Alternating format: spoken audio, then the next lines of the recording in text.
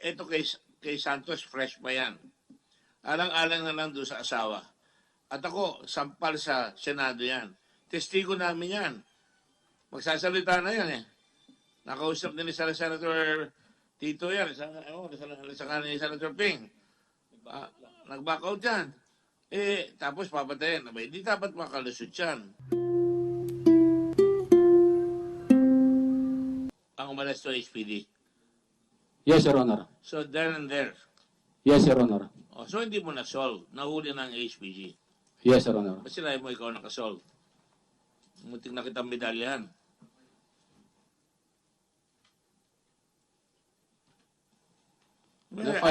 Na-file kasi, Your Honor, enter namin din solve case pag na-file sa court. Arrested and then filed. Nabaril.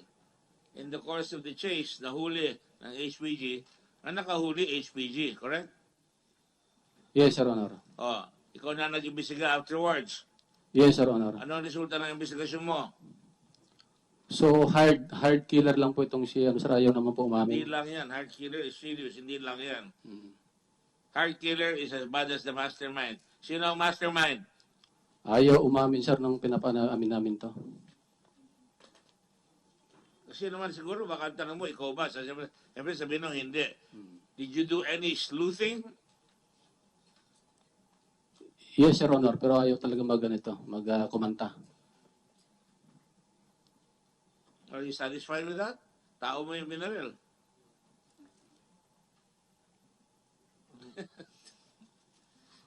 Right now, Your Honor, is you know what? If we're shown in America, pagtatawanan tayo. If we're in London, pagtatawanan tayo. Hindi nyo kayo marunong mag-solve ng kaso. I'm not trying to insult you, but kung ako professional, hindi ko titigilan yan. Bakit siya pinatay? Nahuli nyo. Pinatay ba yung pumatay, si Pakinggan? Your Honor, na-commit na po sa BJNP nung yan. O di lalo nga, dipit-pitin nyo. So, nung time na yun, sir, i-forward na rin po namin sa intelligence unit namin for the conduct of technical interrogation. So, it turned out negative din po. Alam mo ako, magiging bandido ako dito, ha? Correctional yung pinatay, di ba? Babalik mo sa preso. Tatagal ba ang buhay ng dapat? O, kikita ko yung mga kasama nyo, hindi. General? Bandido yung tanong ko, ha? Bandido. Hindi ko gagawin yan, pero pagka pinatay mo yung correctional guard at pumasok sa preso, siya nahuli, pareho, kuyog yan. Kaya, hindi na kayo kinakatakutan. Would that be right? Common sense. Brute reality. Correct? No, hindi human nature. Brute reality. Human nature doesn't kill. But the reality is, nung araw, pag pinatay mo ang MPD ng bata ko, patay ka. Pag pumatay ka ng NBI, patay ka. Pumatay ka ng prison, yari ka pag nakulong ka. Tama? That's the law of, whatever you want to call it, the law. Lex Talionis. Yan yung fraternity ni President Duterte. They are information beda. Yes, Your Honor. Yun ang duda ko eh. Lex Talionis ka ba? No, Your Honor. Ba't ayaw mo maging Brad Siagire? It's not that, Your Honor. Oh, what do you say? Bakit ganon? If I were the Department of Justice, papakuha ko yan, bibilid ko yan, tatarihin ko hanggang malaman ko sino mga kasama niya.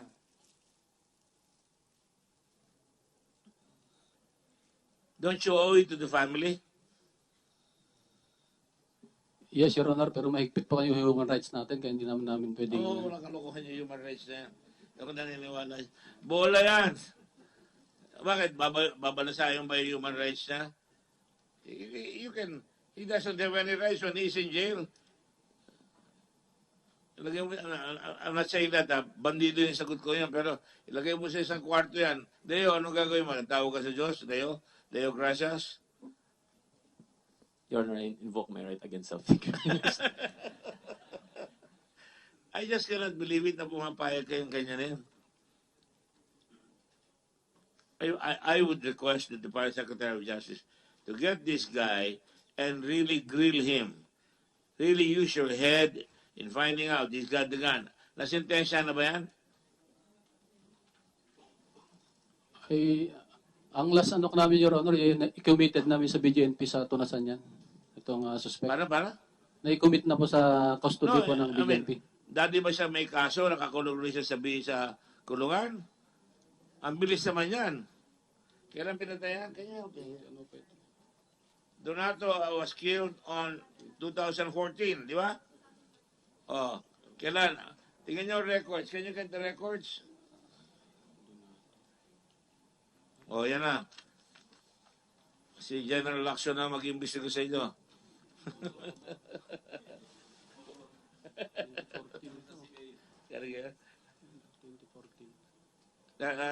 Let the record say the Senator Lacson is in.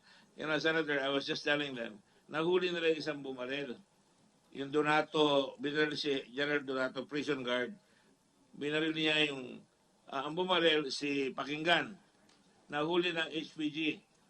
Mukhang nasentensya na yan dahil nalagay. Pero pinatatanong ko kung talagang sentensyado yan o lumabas lang para barilin yun. Because binalik lang siya. Can you stand as the record of that guy, Adeo, please? O nandun siya ngayon sa loob. Because there's an unwritten law, bandido law, na pinatay mo yung NBI, yari ka. Pinatay mo yung Manila Police, yari ka. Pinatay mo yung...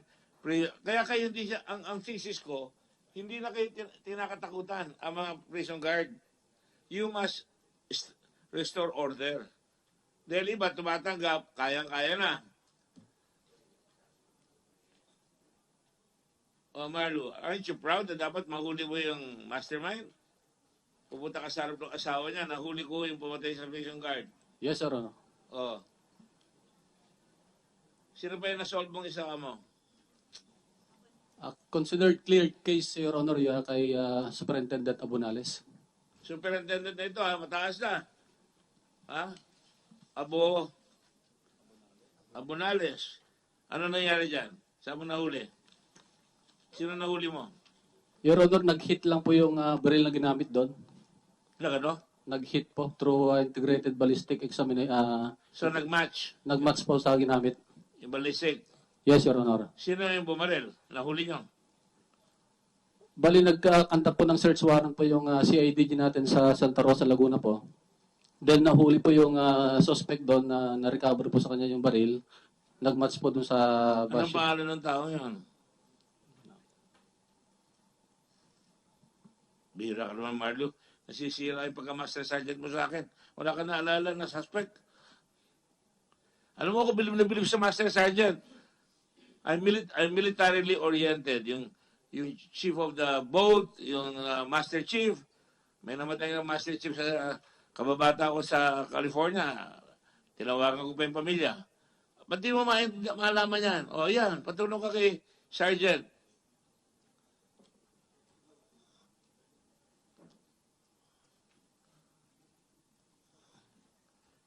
Hindi naman ganyan pagkaalam ko sa mga sarento ng PNP. Pag umarap ka dito, alam mo lahat yan.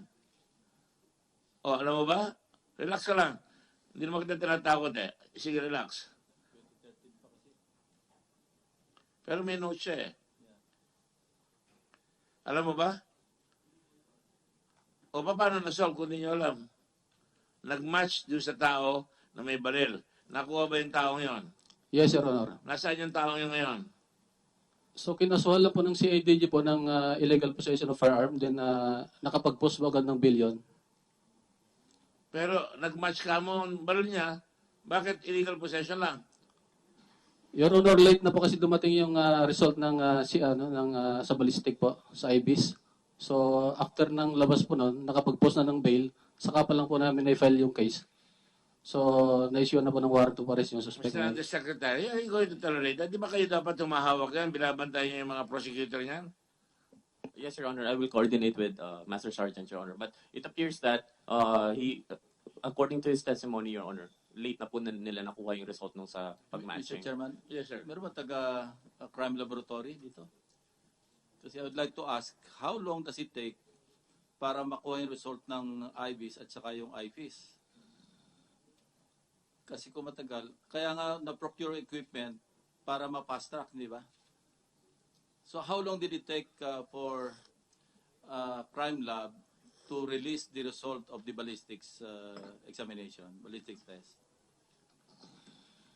I think 1 How year. late? How late? Okay, nag-apply kayo ng search warrant on the basis of the matching ng sa ballistics, di ba? Yun ang basis nyo for your application sa warrant, di ba? Search warrant, I mean. Your Honor, ang nag-apply po ay CIDG po sa Camp Crame. So nag-assist lang kayo dahil Muntinlupa yung area.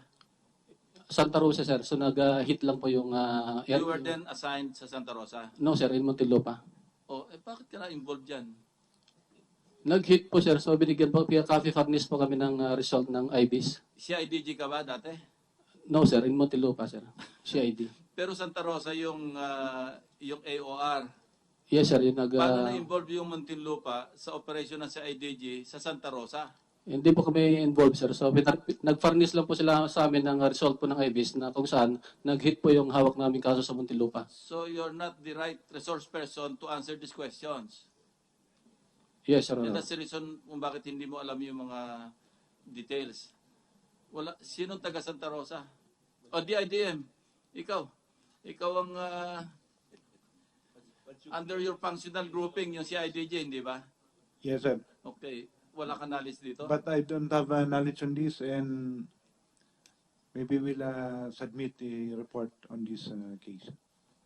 Kasi ang saysay nung, ang napay lang, illegal possession of firearms. Pero ang kasong pinupurso ninyo, murder. Ba't hindi napay lang ng murder? Your Honor, na-file lang po namin pero late na po kaya nakapag-post po ng bill yung suspect noon. So at large na ngayon. Yes, Your Honor, at large. So may Yes, warrant of Your Honor. arrest for murder. Meron po. Okay. Ang napay nyo lang, ang basis ng warrant of arrest, illegal possession of firearms.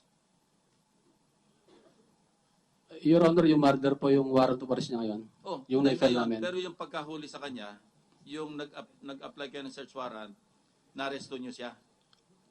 CIDG, Your Honor, na-arresto po nila. Arrested po nila. Magulo.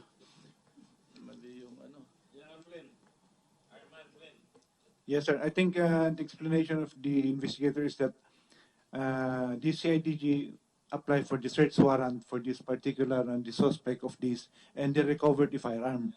And the firearm matched with the weapon that was used with this in the killing of Abunales. Problema, late nang dumating yung firearm, nakapag-post na ng bail. Opo, sir. That's a problem. Nag-jump bail? Nag-jump. Nag-jump bail. I think Siyempre. jump bail. Then afterwards, final justice to arrest this guy because he killed your man. Yes, Your Honor. As far as the DOJ is concerned, we will be, of course, expecting the police enforcers to arrest him because there's already he already jumped bail and there's already a warrant. But he is facing a illegal possession case, so he will have to appear also in court. So I'm pretty sure that he will not be able to do that. I will just coordinate with the Master Sergeant for the status of the case because Was he arraigned?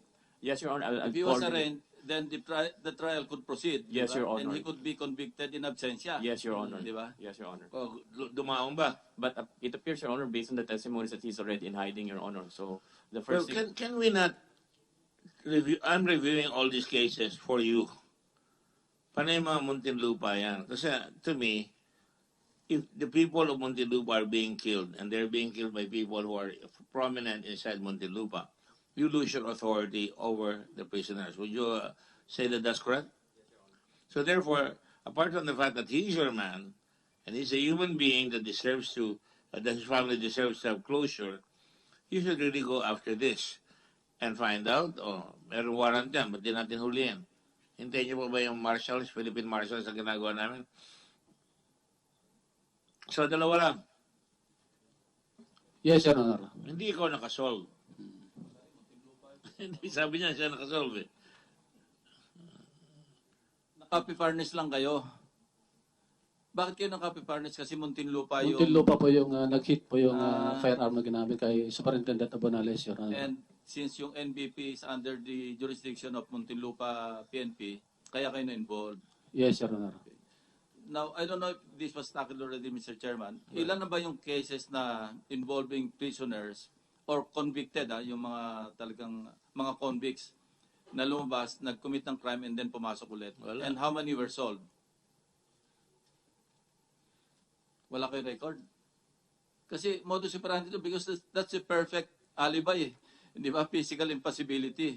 Because how could he commit a crime outside the prison's area kung wala naman record na nasa labas siya? Kasi ang record talaga, nasa loob siya. So perfect yung kanyang defense. Ang kaya ko tinanong, how many cases have you handled? Ang susunod na tanong, ilan yung na-convict? Kasi medyo mahirap i-convict yan, if at all. Maski may, well, I don't know. No, I'm not a lawyer. Pero ano mas matimbang? Yung positive identification or yung physical impossibility to commit the crime? Ano pag nagbangga yun? Kasi perfect yung alibi. Your Honor, I'm a detainee. I was convicted and I'm in MVP.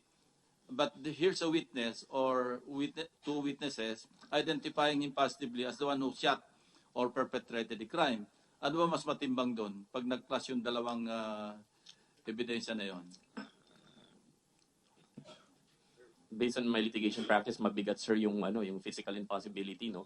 But yes, sir, but if I were the lawyer, I would make sure I would find evidence na may liability din yung mga Bucor officials. Paano nakalabas yan? If I am able to find that, then magkakaroon ng weight ngayon yung positive identification. You'll have to prove first na nakalabas siya. Nakalabas siya, sir. Wala nga record, wala naman mag-testify na nakalabas. Kasi gabi naman sila lumalabas, gabi rin pumapasok. Yes, sir. Of course, in conspiracy with the prison guards. Yes, Your Honor. So wala rin magte-testify na nakalabas. Yes, Your Honor. So Mas matibay yung physical impossibility as a defense, hindi ba? Yes, Your Honor. Because Do you have precedents for that? No, Your Honor. It's just a matter of my experience in litigation because No. My father was assassinated by somebody Yes, Your Honor. who went to prison and was gonna come back. Nahuli namin. Ay alibay niya yung Physical he was convicted. Oh, it's Kasama ko pa si Judge Pamarang kagabi. Sinasabi niya dito, ako nag-convict sa pumatay sa tatay ni Senator Gordon. yes, Your Honor. It really depends on how the Sa akin, evidence. Your it Honor. depends on the lawyer.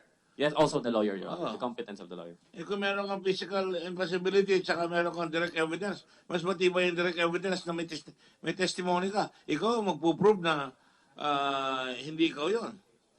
And mere presence in Muntinlupa is an assertion na talagang mapaprove mo na lumabas siya kung talagang imbestigahin, di ba? Yes, Your Honor. But we really have to admit. So dalawa. All I'm just saying, lahat ng mga kasong yan, walang nasosolve.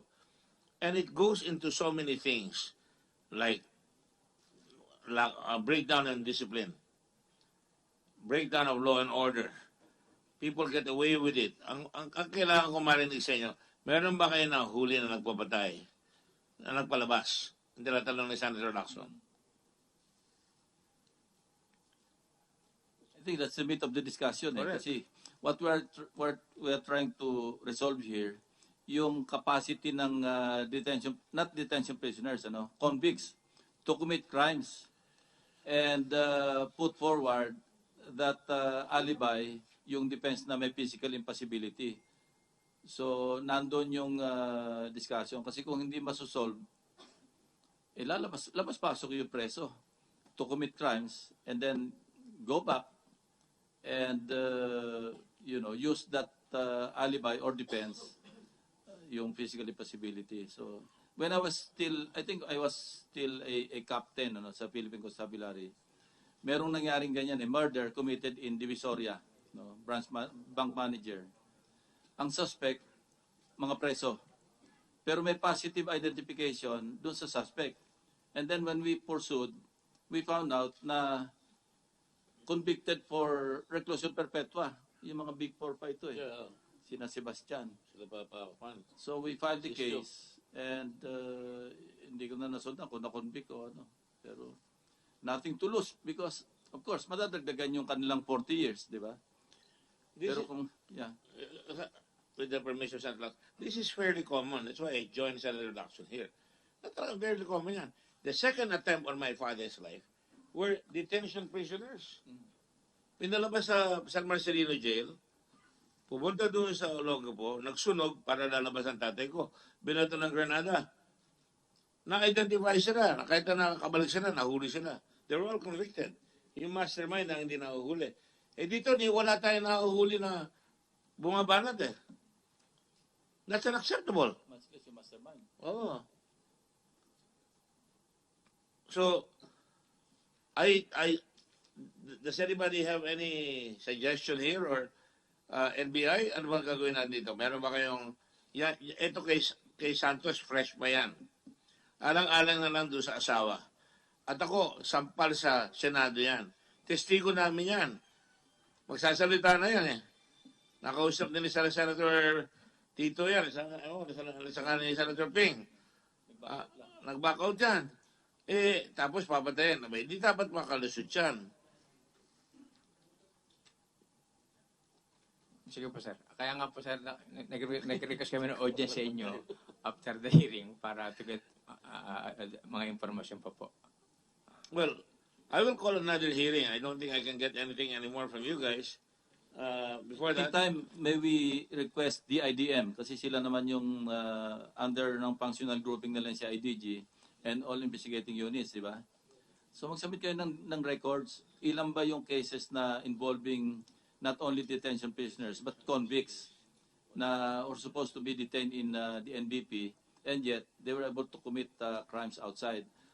From there, ilan yung naimbestigahan, ilan yung na-solve, ilan yung na-put on trial, ilan yung na-convict, para lang makita natin kung gaano ka-effective or gaano kalala yung problemang ganyan using prisoners to commit crimes outside of Muntinlupa and then use Muntinlupa as their sanctuary, pati sa defense.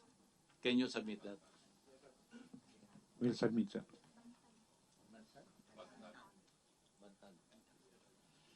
in the meantime, I really am disappointed with Director General Bantag. I thought of him very well. He doesn't show up here. Tao niyo yung involved. So I want him to write a letter to the committee explaining why he's not here. And at the next hearing, I expect him to be here. At the next hearing, we expect you people to come out with a summary of what has been done. Oh, I'm being returned the favor. I'm now between two PNP generals. General Tronte De Rosa is here. Senator De Rosa is here. So I would like to see a summary of what has been done. We cannot close the book. We must not close the book. Otherwise, we will keep repeating na wala kayo nasosolve. O proliferate yan. And I would advise strongly that, that's why I wanted this director here to be here, is to read every prisoner the Riot Act. Here, the guards are king. For so long as they're disciplined, they must be followed. Kaya dapat talaga ang gwardiya matino eh. Hindi kayo susundin eh. Oras na nakipaglaro kayo dyan, pwede na kayo tusukin yan. Narinig ko yan eh. Mag-iimbestiga, ewan ko sa'yo o sa... Kung natatakot yung gwardiya, nandito yung NBI, di ba sinabi niya? Natatakot doon kami, baka patayin na lang kami dyan sa loob eh. That's not acceptable. And I think we should... Chairman, even Director Bukayo, no? Confided to us na gusto niya nang mag-resign. That's the one. Kasi takot siya, baka raw pati siya mapatay. Sino? Bureau of Corrections Director. Takot mapatay ng preso. Wala na talaga. General Meligrito, what is your reaction to that? Baka takot na rin kayo. Hindi naman siguro. Oh. Please respond. Sir, we are not afraid to die. Ano? Everybody is afraid to die. Ayaw niya lang mabaril. I don't believe that. There's a lot of false courage. As long as we are performing our duty. No, but you said earlier na ang mga preso hindi na halos sinusunod yung mga gwardiya. Di ba? Wala nang takot. We do recognize, sir, there is on our part when we join BOC. And when you join the military, the core of the military is discipline. Yes, sir. Right? Kung walang discipline, yari. Army, sir. Classmate ko si Army, sir. 86 na naman. Yes, sir. Putz, balik kayo 86 eh.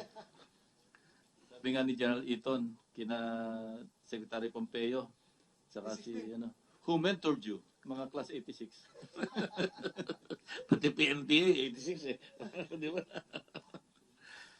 I think you should really restore. Ano ang position nyo ngayon dyan? As ASEC? What do you do? Sir, I was appointed as Deputy Director General last September. No doubt about that. But what is your duty? Sir, I orchestrate the activities of the Directorate of Finance, Logistics Administration, and Health Services.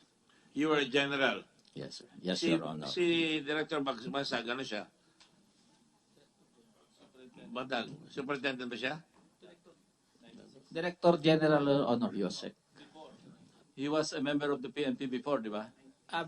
Senior, BJMP. BJMP pala. BJMP. Senior Superintendent, Your Honor. Pero So PNP you, graduate. so you outrank him, really? Yes, Your Honor. No, but that's not the point now. Yeah. Point is, he is now your superior, and you should aid him in making sure that discipline is restored among the guards and among the prisoners, right? Definitely, sir. That's what we are doing. We are trying to solve the problem. We have been doing meetings. But wouldn't it be conferences. a strong message? I'm sorry to cut you off. Wouldn't it be a strong message if we solve the case of Santos, of Traya, of all these other people?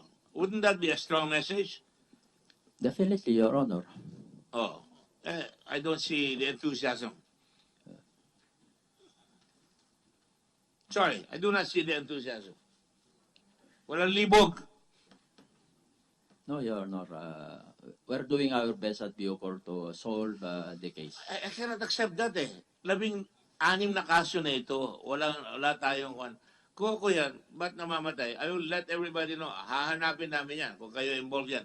Hindi na kayo pwede magganyan-ganyan. Ha? Hanapin namin lahat yan.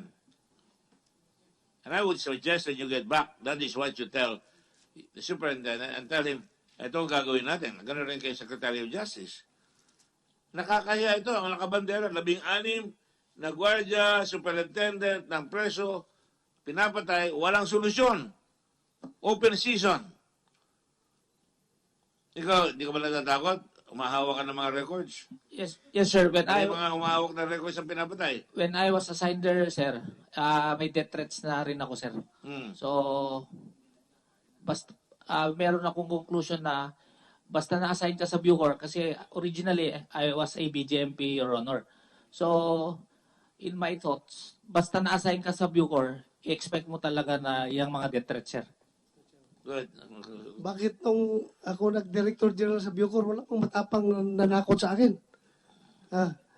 Bakit kayo magpapatakot dyan sa kanila? Alam mo yung ayaw magpadisiplina ng mga preso? Sinabihan ko noon, nung tinanggal ko sila doon sa, may tinanggal ako, lipat ko ng building, tapos ayaw ng mga brigada commander nila. Sabi ko, sige, kung ayaw ninyo, mag-riot kayo. Manood ako doon, pag-riot kayo. Ako lang mamulot dyan kung sino mamatay sa inyo. O, ayaw rin naman. Nanakot sila, mag-riot daw, riot. Sige, riot kayo. O, kung magpapatakot tayo, tatakutin nila tayo. Pero sabi ko, sige, go ahead, riot. Wala man din nag-riot. Dahil, dapat, bayagan lang yan. Pag nandiyan ka, alam mo naman na yung mga nagpapapatay dyan, nandiyan lang sa loob. Yung mga nasa building 14, yan lang naman ang nag-uutos dyan. Dapat, kaya nga, as I've said, Mr. Chairman, I would like to take this opportunity. Pasensya na kung I've been longing for the death penalty to be restituted para yung mga konbiktado na drug lord dyan sa loob ng building 14. Pasensya ka na, Mr. Chairman. Pero sana mabalik yung death penalty para wala na magpapapatay sa ating mga tao dyan. Yan lang naman nasa building 14 yung matapang dyan magbayad na papatay yung mga tao natin dyan. Tanungin nyo yung isang dyan, correction officer na nakasurvive ng barrel, binaril na 45 na ngayon naka-wheelchair na. Kilala niya ako siya nagpapatay sa kanya. Officer Bermoy, sir. Ha? Officer Bermoy. O si Bermoy, sino nagpabaril sa kanya? Nandiyan sa building 14, di ba? Sino? Twitter ko. Tanungin mo si Juan, tanungin mo si Bermoy. Yung nag-utos na papatay siya. Alam niya, nabuhay siya eh. He survived the killing. Dahil, hindi niya nasunod yung kagustuhan ng insect na yun. So, dapat sila ang takutin nyo. Huwag kayong magpapatakot. I agree with that. And I just want to tell my good friend Senator Ron De La Rosa, ang dami-dami na namatay dito. Hindi pa rin natatakot yung mga napapatay. Ang dami na. But that is not the place here right now. All I want to say is there is no business running a prison if the guards are not able to impose their will upon the prisoners. If you're corrupt, you lose your moral leadership. Yan ang problema dyan. Di ba? Oh. So, kung matino kayo, katulad dyan, ano nga ba nangyari kay Roque? Ano nangyari kay Roque? Dinismiss lang. I suggest you write a letter to the ombudsman that he be prosecuted for all this foolishness. He was going to let out 1,914 prisoners na pati si Napoles, papalabasin niya kung di nahuli. Aren't you shocked, Deo? Don't they teach you to be shocked in some better college of law? I have somebody here in my staff, 2 of them from Sambeda. Nasya-shock sila. Ayaw ko kayo. Hindi. There's a pending case already, Your Honor, involving Chito Roque, Your Honor. With the Anong kaso? For the corruption, Your Honor. For the corruption angle. Graft and corruption. So tuloy. Tuloy yan, sir. Yes. So dinismiss lang as an administrative remedy. Meron, sir, administrative din. May finding na po. Kaya nga, dismiss siya ngayon. Hindi Yes, na sir. makakilot. Yes, sir. So that's your position right now. So my request, halimbawa, I just have 2 questions with the permission of my colleagues. Nung inimbestigan nyo yung coach nitong si Gonzales, no? Santos, I'm sorry. Meron siyang dashboard camera. Ano nakuha niyo doon sa dashboard camera? Wala pong, sir, sandali lang po. Can I call SI? Sa Intel po, sir, siya yung andun. Sige.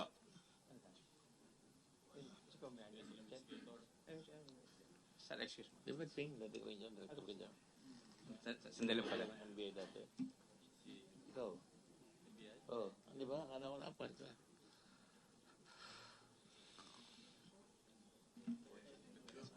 Di ba 360-degree camera yun nandun? Good morning, Your Honor. Pagkari. Hindi pa tuwa sila.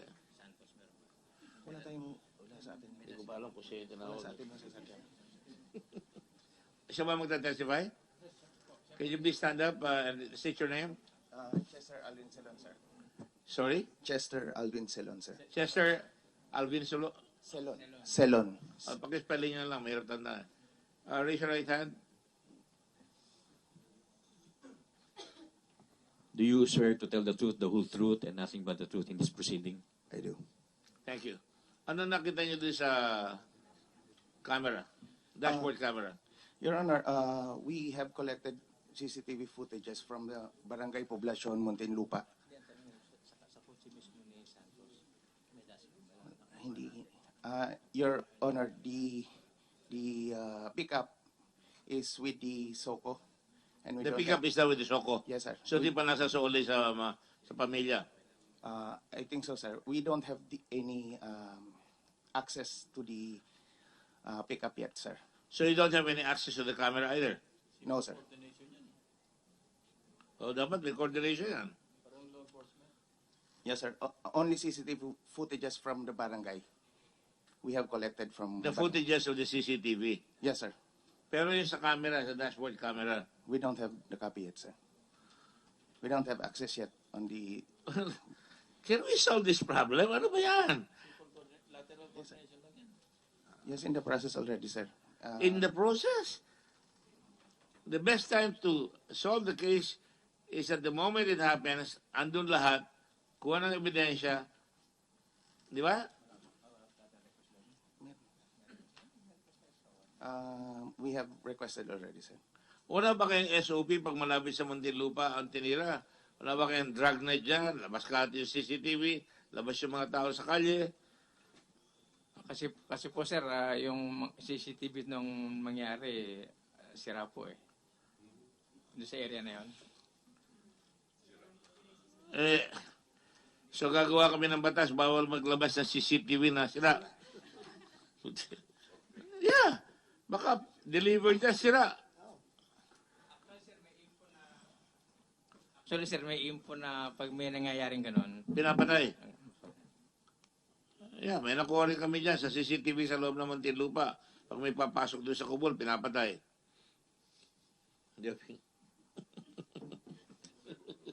Alam ni Senator, muntik na mahulog kami ni Senator Dilo sa silya namin. Anyway, so wala kayo nakuha doon sa dashboard camera? doon, sir, sir, wala pa po doon sa mismo. Wala access. Nasa show ko pa, sir.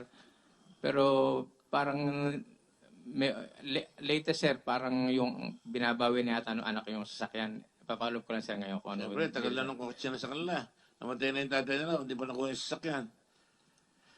Ay. Kasi, that is so important na ma-solve itong kaso nito. We knew this fellow. He came out here. He told his story. He was a jail guard. Nag-aral siya, tatay niya, jail guard. Nag-aral siya na maging abogado. Pinaaral pa ata siya ng isang drug lord. Kaya, ngayon, Tepok, I would like you to talk to our staff because nung kinausap siya, maraming sinabi yung staff sa amin. Nag-usap na ba kayo? Oo, kasi ang dami niya sinabi. And I imagine na dapat hinanap na natin. We already got the documents of the investigation, di ba? The minutes. Have we given them already? Sir, medyo makapal daw, kaya tinatapos pa yung ano. Huwag kayong matakot sa kapal at tingnan nyo yung nanalamang doon. Kailangan natin, sir, mga 10 rims. You're a lawyer, I'm sure, di ba? O, gano'ng kakapal yung mga libro natin na pinag-aaralan natin. Ano, pag magbabar tayo, hirap tayo. But anyway, try to get it done, please. I will call another meeting kahit na bakasyon namin. This is how important this case is to me.